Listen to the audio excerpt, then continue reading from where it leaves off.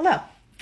I am 10 days post endometriosis excision, and I have had so many thoughts and feelings in that time with how my recovery is going and how my body is feeling and how it was feeling before surgery that it's like kind of driving me crazy because I have no outlet to share it, or like I have conversations with some people, but like my brain has not stopped once.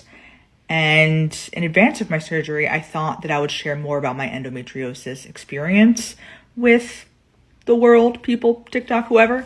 And I didn't. And guess why I didn't? Because I fucking felt like motherfucking shit.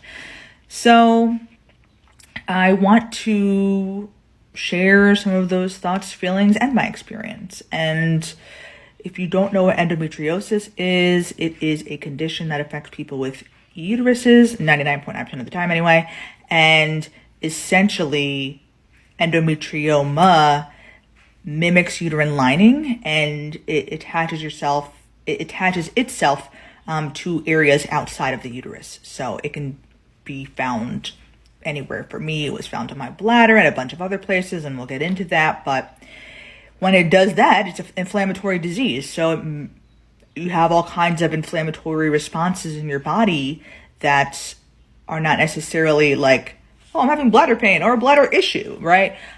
So it can do all kinds of fucked up shit. And for me, it was truly miserable to live with prior to surgery. And I'll get into that too.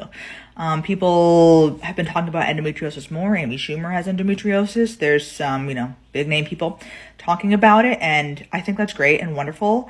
And I think a lot of the messaging has been that endometriosis, the first sign is like really painful periods, because we have definitely normalized period pain and it's not normal for sure.